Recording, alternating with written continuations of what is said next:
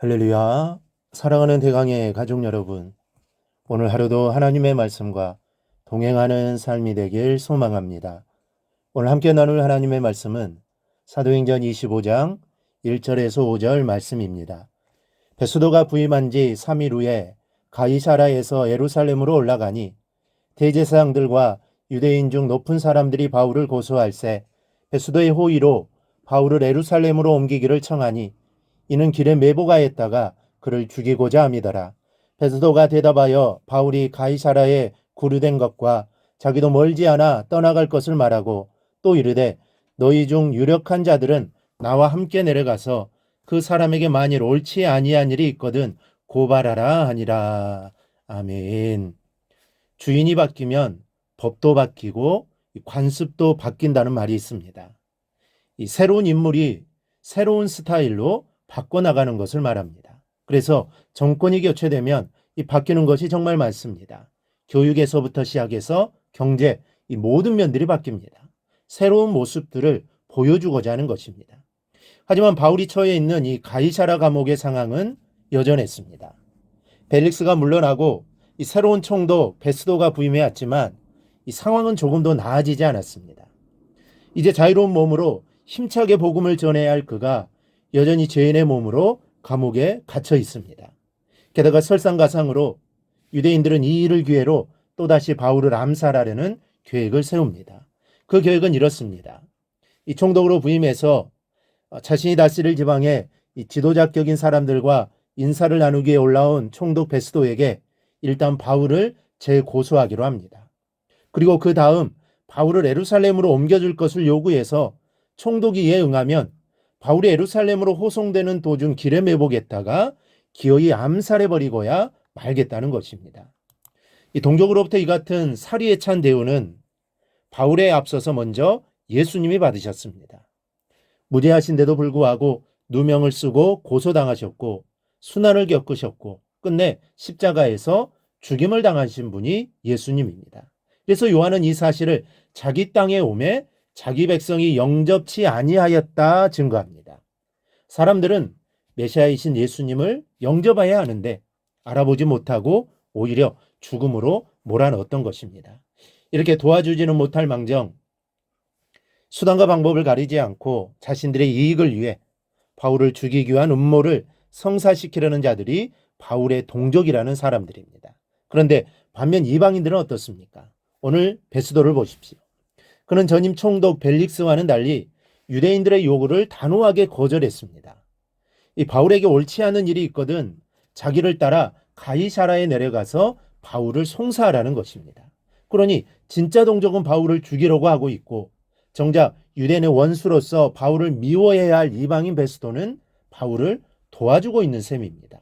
그렇다면 바울의 동족은 누구입니까? 누가복음 8장에 보면은 예수님이 참 골육에 대하여 말씀하십니다. 내 어머니와 내 동생들은 곧 하나님의 말씀을 듣고 행하는 이 사람들이라. 여러분, 성도에게는 하나님의 말씀에 순종하는 사람만이 고륙이며 형제이며 동족입니다. 혈통이나 육정으로 난 사람들이 내 골육과 형제가 아닙니다. 오직 주님을 구주로 함께 믿고 끝까지 견디며 앞만 보고 나아가는 사람들이 영적인 동족인 것입니다. 우리 주변에는 수많은 종류의 사람들이 있습니다. 부모, 형제와 친척, 그리고 친구들과 이웃들, 직장의 동료와 삶의 현장에서 만나는 다양한 사람들이 있습니다. 그리고 이들 모두는 모두 한 민족이요, 한 공동체입니다. 그러나 그렇다고 그들이 모두 우리의 영적인 가족이나 형제와 동족은 아닙니다. 믿음의 동족은 지역을 초월하고 국적을 초월해서 하나님을 의지하고 예수를 믿는 믿음이 있는 사람들입니다. 하나님 안에서 가고자 하는 길이 같을 때만 영적인 동족으로 인정할 수 있다는 말씀입니다. 그러면 바울을 죽이려 하는 유대인들은 바울의 영적인 동족입니까? 아닙니까? 그들은 바울의 영적인 동족이 아닙니다. 그렇게 보는 이유가 단순히 바울을 죽이려고 했기 때문만은 아닙니다. 나를 죽이려고 하는 자를 어떻게 한 동족이라고 생각할 수 있느냐 이렇게 생각해서 동족이 아니라고 생각했다면 그 생각은 틀린 생각입니다. 왜냐하면 유대인들이 바울과 한 동족이 될 수 없는 이유가 바울을 죽이려는 데 있지 않습니다. 그들이 바울과는 달리 하나님의 뜻을 거스르고 있다는 데 있기 때문입니다. 그래서 한 동족이 아닌 것입니다. 그러면 한 사람만 더 생각해 보겠습니다. 바울을 도와준 베스도는 어떻습니까? 그가 바울을 도왔으니 바울의 동족입니까? 그도 역시 바울의 동족이 아닙니다.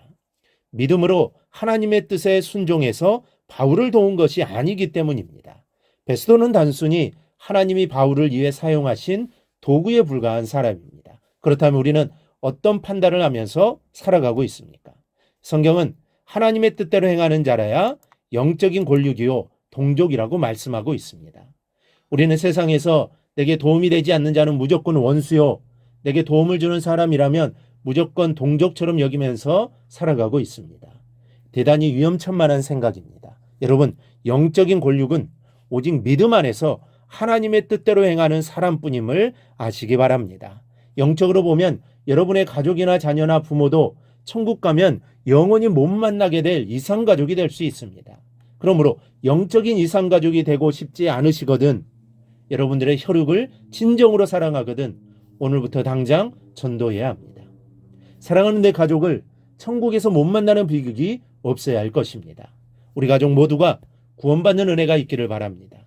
저 천국에서 모든 육적인 가족들을 다시 만나고 또한 영적인 가족을 다시 만나 기쁨을 누릴 수 있기를 바랍니다. 이를 이루기에 최선을 다하는 저 여러분이 꼭 되기를 주님의 이름으로 축원합니다. 오늘 묵상한 말씀을 굳게 잡고 삶으로 실천하며 살아내는 대강의 모든 성도들이 되기를 축복합니다.